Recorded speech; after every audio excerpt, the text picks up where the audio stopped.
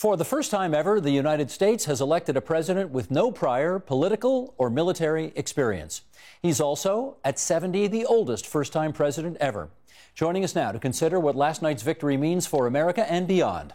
In their nation's capital, via satellite, Scotty Greenwood, principal at Denton's and senior advisor to the Canadian-American Business Council.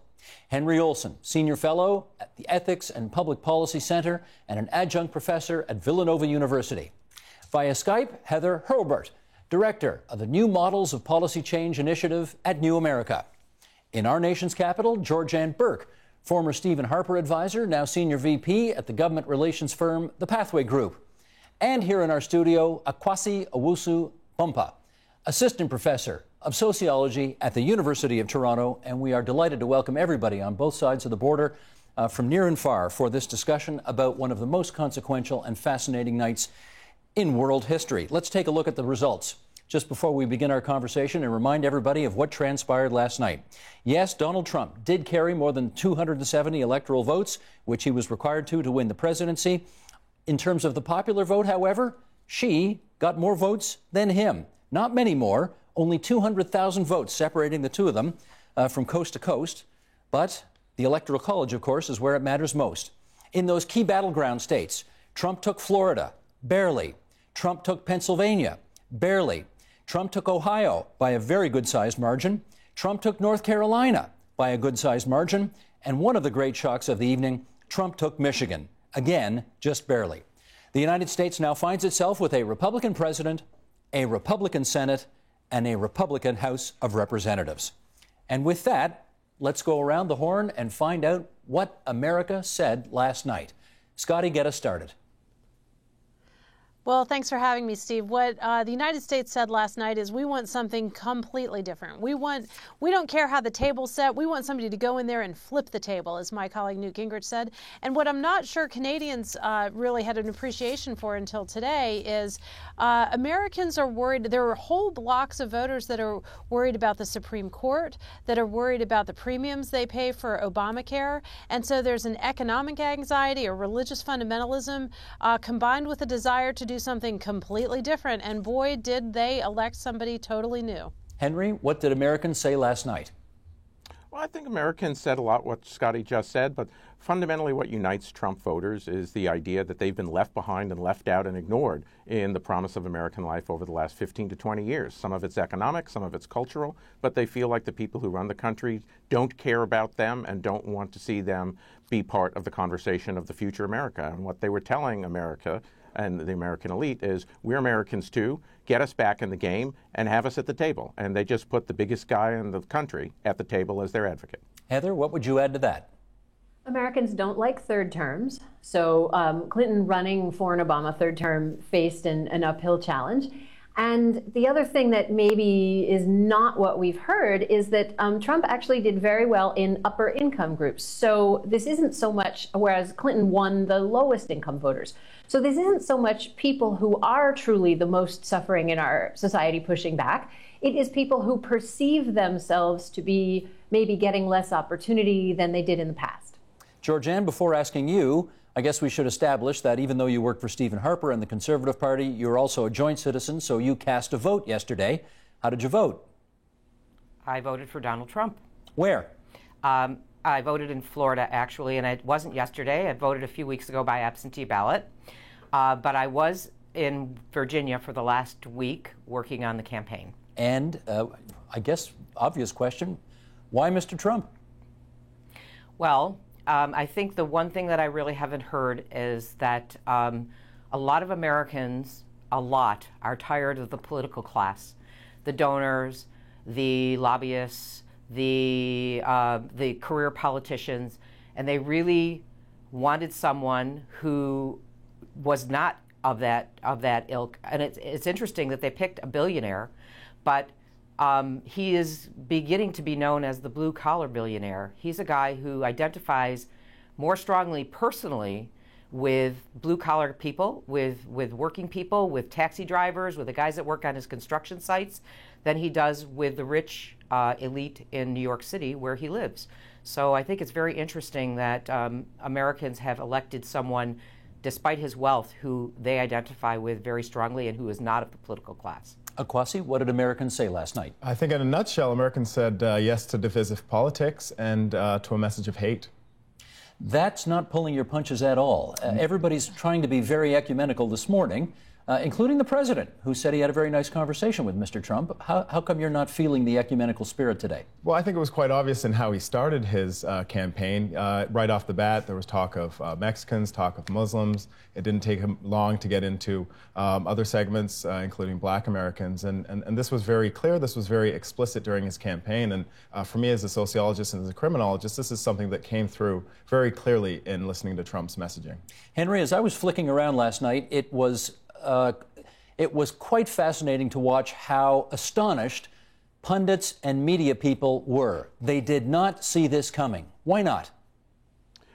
They didn't see it coming in part because they didn't want to see it coming. Most of the people who are part of the elite share the same clothes, backgrounds, they share the same restaurants, they share the same frames of reference, and it's very cozy. And to get outside of that, you had to embrace the idea that people thought differently than you. I think that part of it also was they didn't know how to deal with the unusually high number of people who said they were undecided or voting for third parties. They assumed that those people would stick in those decisions and just be resolutely opposed to voting for either of the two major party candidates. But when push came to shove, disappointed and disgruntled Republicans who didn't like Donald Trump came home, and that plus his blue-collar base pushed him over to a narrow victory. There's a CNN commentator by the name of Van Jones who once had a role in the Obama administration, and he was on last night and made a most interesting observation, which I hadn't heard before. Let's play a little snippet of that, and then we'll come back and chat. Sheldon, if you would. It's hard to be a parent tonight for a lot of us. You tell your kids, don't be a bully. You tell your kids, don't be a bigot. You tell your kids, do your homework and be prepared. And then you have this outcome, and you have people putting children to bed tonight, and they're afraid of breakfast. They're afraid of, how do I explain this to my children? I have Muslim friends who are texting me tonight saying, should I leave the country? I have families of immigrants that are terrified tonight. This was a white lash. This was a white lash against a changing country. It was a white lash against a black president in part. And that's the part where the pain comes. Georgianne, was this a white lash? I saw this quote from Van Jones, and I have to tell you that I was completely disgusted by it, to be very frank. Van Jones always goes back to race, and I don't think that is at all what was happening. I'll tell you that what I observed at the polls that I worked at yesterday were people of every religion, every culture, every ethnic background, including women wearing hijabs, who were supporting Donald Trump. Very surprising, yes, perhaps to some people, but not really. These are all people who share American values, who want to be in the United States because they want to be Americans. They are free to practice their religion. They don't actually want to be painted as something that they're not. However, Donald Trump, while he spoke out against Muslims at the very beginning, I think he's backed off that. He understands that it was painting everyone with the same brush, and I think he didn't want to do that. I think basically you have a situation where the last refuge of a scoundrel is to go back into this race issue. And frankly, that is what is divisive. That is what is hurtful. And that is what is going to make it difficult for the United States to come back together if those kinds of comments continue. Let me get Akwasi to comment on that. Do you think Van Jones went too far by putting it so bluntly? I don't think he went too far. I think the election of Donald Trump has come as a result of a number of national and international factors. And I think what he did is he capitalized on the underlying racial tensions that have existed in the United States for a very long time to bring a group of disaffected white voters together. So it's not been politically astute, or it's not been politically safe to talk about race openly for the last several decades. Race and racism have become, we've talked about it more covertly. And I think Donald Trump changed that. We haven't seen the elimination of racism in the United States. The election of Barack Obama signaled to many that America was in a post-racial state. I think those that study race in the United States would have disagreed with that, or would disagree with that statement. And what Donald Trump has done is exposed the lingering racism that exists in the United States, not just on the surface, but very deeply throughout that society. Heather, check your monitor here, because we're going to ask the control room to bring up these New York Times exit poll numbers, and then I'll get you to comment first on these. Last night, among white voters, Trump beat Clinton. Among black voters, she routed him. Not as big as Barack Obama did over Mitt Romney in 2012, but certainly huge. Among Hispanic and Latino voters, again, Clinton wins big, but Trump still manages 29% of the Hispanic Latino vote. We're going to put this tweet up as well. This is from David Duke, the former Grand Wizard of the Ku Klux Klan, who says, "This is one of the most exciting nights of my life. Make no mistake about it. Our people have played a huge role in electing Trump," and then the hashtag Make America Great Again. Heather, what I think we need to understand on this side of the border is how you go from electing in the United States the first ever African American as your president, and you follow that up with somebody who has been endorsed by the Ku Klux Klan. Well, many of us believe that actually one led to the other. And I think some of the things that my colleague on the panel said a moment ago, you now have a swath, and we see that it's a very large swath, 60% of white male voters, 50% of white female voters, who do believe that the problem with race in America and the problem with gender in America is that we're talking about it too much. And then, frankly, you see the numbers that you saw on the slide you just put up, who have very different views. Oh, it looks like we've lost Heather there for a second. We're going to try and reestablish the Skype feed. In the meantime, while we do that, Scotty, maybe I can ask you to pick up on that, because you're out of Washington. Explain to us how it is that you can go from Barack Obama to Donald Trump. Yeah. Well, I think I agree with what Heather, where she was going. What I would say, though, Steve, is I don't think that people elected Donald Trump because of the racism. I think they elected him in spite of it. I do think it exposed a very difficult, sort of our worst angels, if you will. That's kind of how he got through the primary process.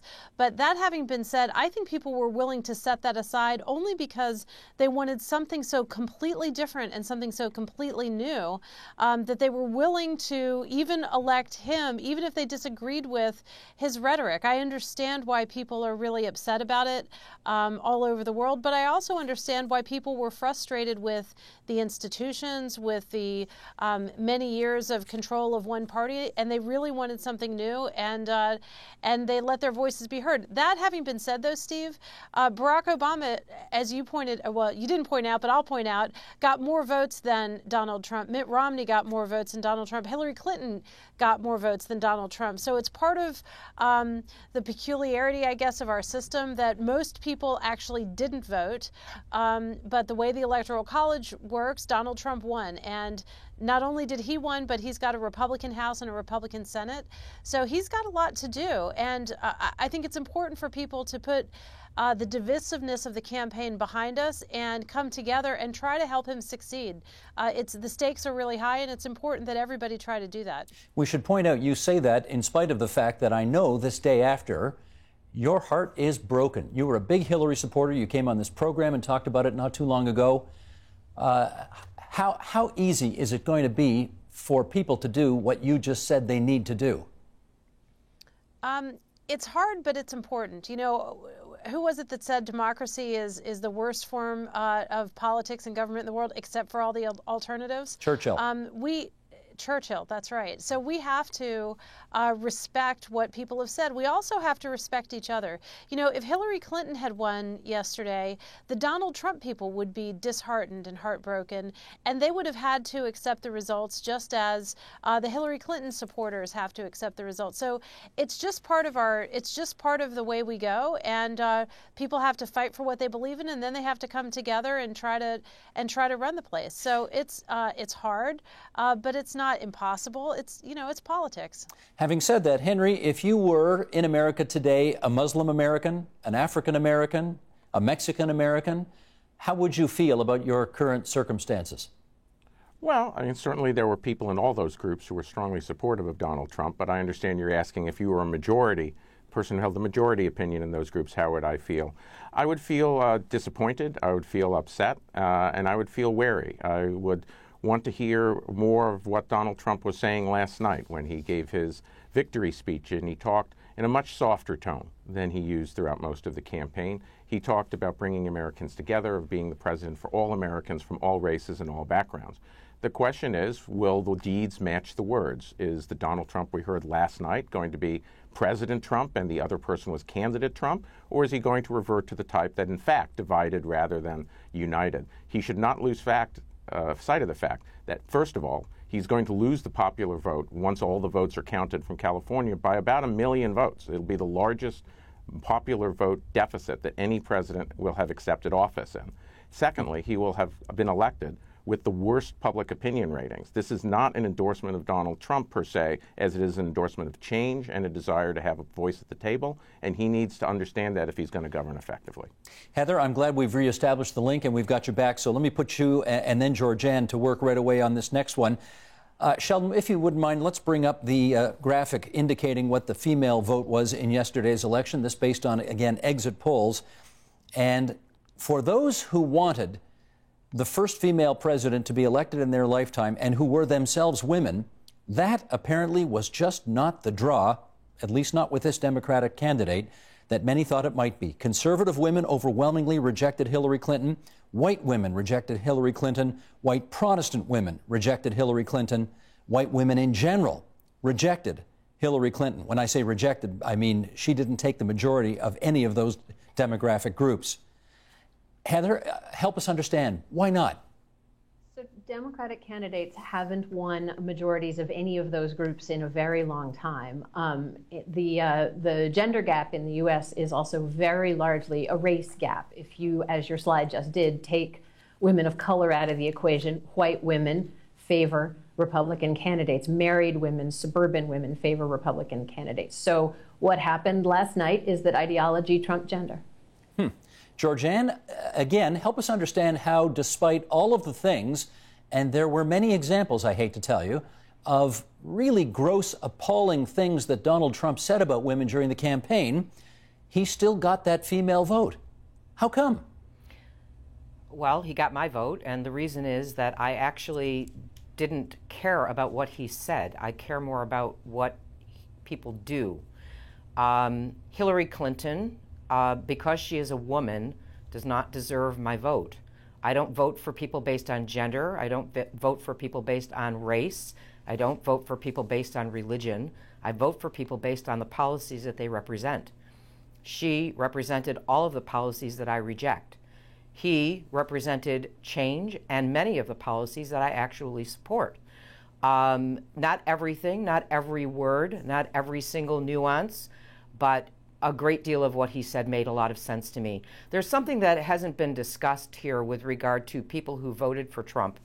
One of the things that I saw in Virginia and that I saw throughout the 18 months of the campaign was an incredible number of people who had been out of the electoral system for 3, 4, or 5 elections. They hadn't bothered to vote. They felt no connection to the electoral system. They saw no point in it. They saw the political parties as Tweedledum and Tweedledee. And saw no reason to bother. There were also people who had never voted before, never felt engaged. One of them was my own son, who's 37 years old. He's an American citizen, born in the United States, voted in every Canadian election that he was eligible to vote for, but never felt compelled to register to vote in the U.S. He did this time, and he did because he said Donald Trump spoke to him. He's educated, he's a professional. He is not, the typical blue-collar let me jump in for a sec, worker Georgianne. that people describe. I want to jump in for a second. I want to do a follow-up with you and use your words. You said you don't make decisions on who to vote for on the basis of what they say, but on the basis of what they do. Trump certainly said a lot of very disgusting things, but there were also at least a dozen women who came forward and said he did disgusting things as well. Why did that not influence your vote? Well, let me put it to you like this. The tape came out on a Friday, and miraculously, a dozen women popped up the following 10 days talking about how he had done exactly what was in that tape to them, or some variation of it. I didn't find them believable. I doubt that you will hear anything further from them. Nothing was ever heard from them prior to that in any way, unlike the comparables that were made were Bill Clinton and Bill Cosby. Bill Clinton had these accusations dogging him for decades, as did Bill Cosby. Donald Trump, no one had ever said anything about him, so I really doubted those things. And I don't doubt women when they claim to have been sexually assaulted. I just didn't find them credible.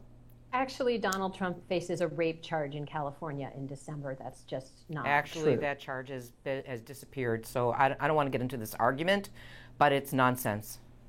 Okay, in which case I'm going to move us along to something that Donald Trump said last night, which was the victory speech. I shouldn't say last night, I should say earlier this morning, because it was about 3 o'clock in the morning that he gave the victory speech, and here was some of it.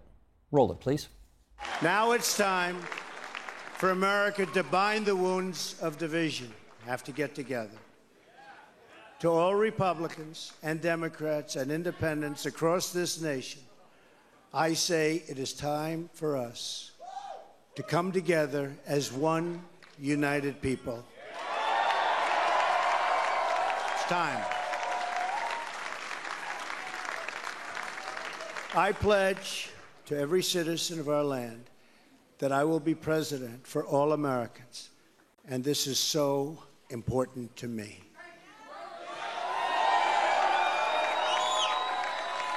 For those who have chosen not to support me in the past, of which there were a few people, I'm reaching out to you for your guidance and your help so that we can work together and unify our great country.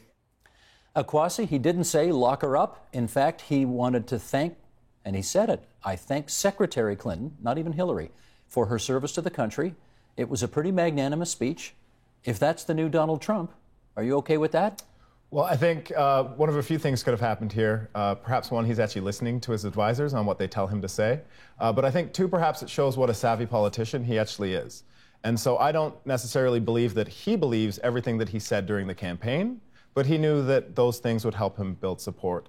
And now I think that he's actually achieved office, that he's changing that tone and doing what he needs to do to be an effective politician, at least in his eyes. Heather, did he show you something new last night, or again, early this morning, in that acceptance speech that maybe made you think twice about him?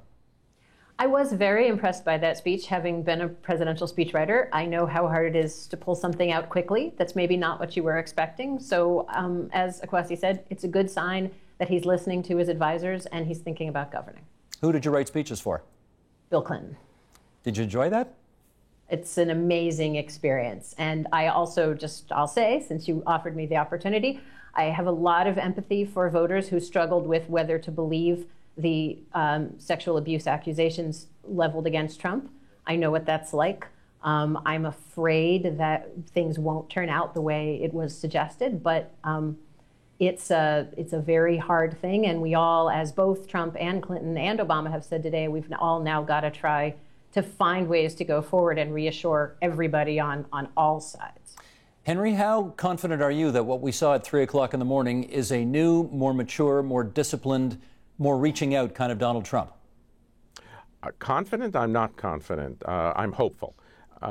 This is the sort of Donald Trump that I think a number of his voters always thought he was and wanted. I think the fact that he was between two parties and his policies, left and right, was actually something that indicated to them that he could be a uniter, whereas traditional politicians had proven, despite their rhetoric, to be dividers. But I think ultimately deeds have to follow words, and we will find out when he becomes president whether or not he acts in a way that is consistent with last night, or if he acts in a way that was consistent with more of his divisive rhetoric as a candidate. I don't know how many people watched the Canadian coverage, actually, of the American election last night, but on CBC, David Frum was a guest, and he was just superb. He's awfully good at this stuff. And I want to bring up one of his tweets, because he's been, of course, a staunch Republican, but never Trump, since the get-go. And he said last night, on the bright side, 227 years is a really good run for a republic. Scotty, I want to know whether you think he's overstating the cataclysmic nature of last night's decision. We don't know yet, Steve. We really don't. One thing that's pretty clear is that the presidency is an awesome responsibility. It's a very difficult job.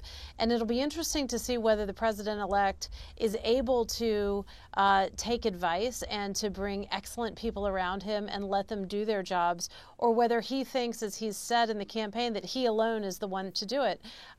You know, that for all of the kind of regular people that supported him, and there were millions of them, that are very passionate about draining the swamp in Washington, they said, or kicking over the outhouse, which is kind of a disgusting image when you think about it. You know, his transition team is run by a whole bunch of D.C. lobbyists. Not that there's anything wrong with D.C. lobbyists, don't get me wrong, but that's not who the Trump land thinks is going to run the government. And I'm not sure if Donald Trump will allow the institutions to work and will allow talented people around him to help with this awesome responsibility. I hope so. And today is a day we have to be really hopeful and we have to come together. But I actually don't know. I'm not, you know, we'll just have to see when the crisis after crisis hits the desk in the Oval Office, you know, how does he approach it and whose advice does he take? And you know, what will happen, and will there be support from our allies around the world and from the American public to do whatever it is Donald Trump thinks that needs to be done in relation to a particular crisis? Just don't know yet, but I really hope it works out. Well, Henry, let me follow up with this, because there's a vacancy on the Supreme Court which President Trump will fill. He has the presidency, the Republicans have the Senate, the Republicans have the House. For those who are nervous, let me put that delicately, for those who are nervous about a Trump agenda, where exactly are the checks and balances over the next 4 years going to find themselves? It depends. I mean, the checks and balances can find themselves in domestic policy in Congress, because since he is an independent executive, he actually has very little institutional leverage over Congress. That's a major source of discontent. I think some of the checks can also come institutionally on defense policy from the existing bureaucracy in the military. I suspect that Donald Trump will actually listen to his generals. Whether he ultimately agrees with them, the fact is, I think he will listen to them. But then one check can simply come from himself, which is, does he believe what he said last night? And you referenced a Supreme Court appointment. One of the people on his list is a woman named Allison Ide, who is a woman on the Supreme Court of Colorado who is married to a man of Arabic descent, hence the married name Ide. I think if he made a woman married to a man of Arabic descent his first Supreme Court appointment, that would send a deed that matched up the signal that he sent last night. Do you have any idea if he's considering that? Well, she's on the list. He put out a list of people, and she is on that list. Okay. Yep. Heather, how about this in terms of checks and balances? In the past, the media, the White House press corps, has always been considered part of that kind of built-in opposition or a check on the power of the presidency, except that if this campaign has showed us anything, it's that the influence and or power of the mainstream media in particular is vastly overrated. The editorials of this country obviously had no influence whatsoever. And beyond that, there is an overt hostility among Trump supporters to the mainstream media. What job can the media do to be part of that check and balance over the next 4 years? Oh, I think the news coverage of mainstream media was incredibly important, and that Trump used it masterfully. He, had one of the smallest advertising budgets of any candidate in recent history, and yet was able to be in front of Americans all the time. One, I think, positive change that you could actually see coming out of this is a press corps that becomes less captive to the White House press room and less captive to what White House press secretaries feed them, frankly. And if that were something that came out of candidate Trump's adversarial approach to the press, that would be a net positive. There's been much discussion in American politics in recent years of how tame the White House press corps has become because of the system. And in some ways, again, if we're trying to find silver linings from the very nasty relationship that Trump had with the press, it's that one could imagine a press that becomes more entrepreneurial in doing the job of covering a president. I do remember when George W. Bush became the president, Georgianne, back in 2000. There were a lot of Americans who said, I'm moving to Canada. They expressed concerns about the future of their country. I don't know how much of that actually happened, but anyway, you heard it. I have to tell you that today, my inbox and my email has been exponentially busier than it was 16 years ago when George W. Bush took the oath of office or I guess won the election. And I guess I want to know what you think a Trump presidency means for Canada, in as much as there appear to be a lot of Canadians who are utterly terrified at the prospects of him taking the oath on January 20th.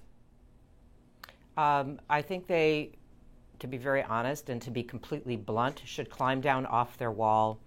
America is a democracy. It is a government which is made up of an executive, a legislative, and a judicial branch. There's an election in 2 years in Congress, 2 years after that for the president. Again, there's Congress every 2 years. There's the Senate every 6 years, but in 2-year segments. So I don't know what everyone is worried about. If Donald Trump isn't making everybody happy, he won't get reelected.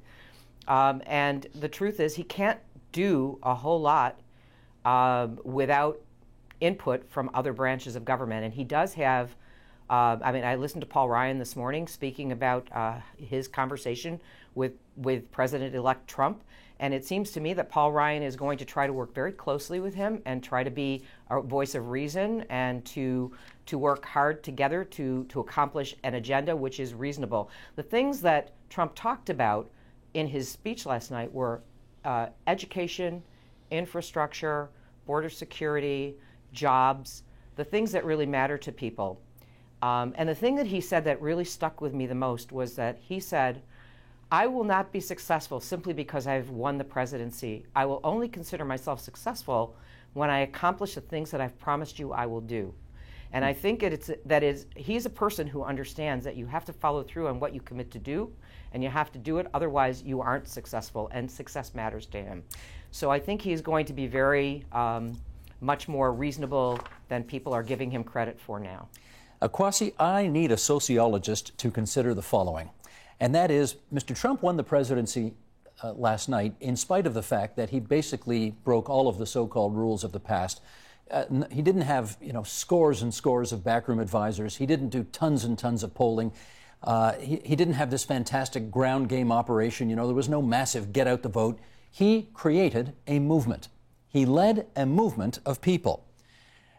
Does this change the rules for elections going forward? Is this a brand new day in terms of politics in the world now? That's a very interesting question. I think the previous election cycles, Obama had done something very different too. He played a very strong ground game. I think in the absence of Trump's own ground game, regional bodies of the Republican Party were filling the role that he may have played otherwise. So I think there was a ground game being played. He just wasn't necessarily playing it. But I think we're seeing this evolution. It was just in the last days of the election that Trump had his, leading up to the election, that Trump had his Twitter apparently taken away by those around him. But he used Twitter masterfully. Not always to make himself look good. He didn't want to always make himself look good, but he used it to create controversy. And I think, as we've talked about before, with the divisiveness and using this controversy in the way that he did, he was able to get a lot of attention and, as I said before, to garner a big base of support. And so will we see those tactics being used in the future? Perhaps. Scotty, I want to follow up with you, just since you've worked on so many campaigns in the back rooms. Mr. Trump figured out that you don't need to spend $500 million on TV ads, you just need to tweet. I wonder if that just totally changes the rules of politics going forward. Well, there are a lot of things that are going to be different, Steve. You're right. And, you can't fight the last war. So it'll be something else in 4 years and 8 years. He did benefit quite a bit from the organization of the Republican National Committee, though. You've got to give a lot of credit, I think, to Reince Priebus, the chairman of the Republican National Committee, because they had an incredibly divisive primary. None of the guys that were running for president thought that Donald Trump would be their main opponent, right? So they all dismissed him and tried to tear down each other. And in the meantime, Trump wins. But during all of that, Reince Priebus put together a strategy that both kept the Senate, kept big majorities in the House for Speaker Ryan, but also benefited the top of the ticket in Donald Trump. So while Donald Trump himself ran an unusual, kind of unconventional election, he did benefit from a pretty smart Republican National Committee apparatus. And so everything isn't different, just a few things are different, and they'll change one more time or two more times before he's up for re-election. Henry, let me follow up with you on this angle, and that is that, the conventional wisdom is that a movement politician can win an election, But that doesn't necessarily mean that he or she can govern. What are your impressions about Trump's ability to actually not just lead a movement, but actually govern? I think that's the $64,000 question, is that in order to govern, you need to be able to bring people together, you need to be able to negotiate in an effective way, but you also need to accept defeat, that no president goes through 4 years and wins every legislative battle, wins every battle with Congress, and Donald Trump seems not to be somebody who accepts defeat very well. If he can demonstrate that, then I think that he could actually govern rather effectively. And then the question is going to be, what aims is he going to be governing for? Is he going to be governing on behalf of all of the Americans, which means taking issue with some of the Republican Party nostrums and some of the base preferences in order to bring other people to the table? Or is he going to effectively be a government of, by, and for the Republican establishment and conservative alike?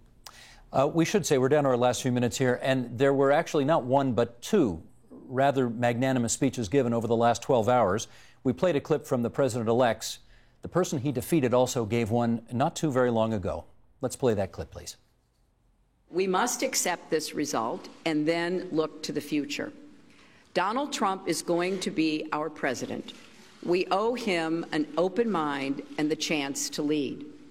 Our constitutional democracy enshrines the peaceful transfer of power. And we don't just respect that, we cherish it. It also enshrines other things: the rule of law, the principle that we are all equal in rights and dignity, freedom of worship and expression. We respect and cherish these values too, and we must defend them. That was, Heather, a bit of putting down the gauntlet at the end there. We must defend those cherished values. What do the losers do starting today? Try to hold together their 41 or 42 votes in the Senate, which is the firewall we didn't talk about earlier, that if they are able to continue using the filibuster is actually going to be the chief way you stop anything from ripping through all three branches of government. Start thinking, as was said about the midterm elections in 2020. Now, what do they really do? Start tearing into each other, and we're starting to see some of that as well. I got 30 seconds left here, Scotty, and I want to give it to you. I don't know if you were in the room for the speech, but you surely saw the speech. Was Hillary Clinton ever better in your view? Hillary Clinton was magnificent, and you know, she ran a terrific campaign. She's not a perfect candidate, and she had a tough row to hoe. I mean, we don't elect presidents to third terms in this country very often, and given the cards that were dealt, I think she did a great job. I guess she would say to Donald Trump what she was saying in a much more diplomatic way was, hey, Mr. President-elect, I guess the system wasn't rigged after all, was it? But she did a great job, and I know she's disappointed. I tell you, her husband will be really disappointed, and I think it's going to take him quite a lot longer to get over this than it'll take her or the rest of her supporters.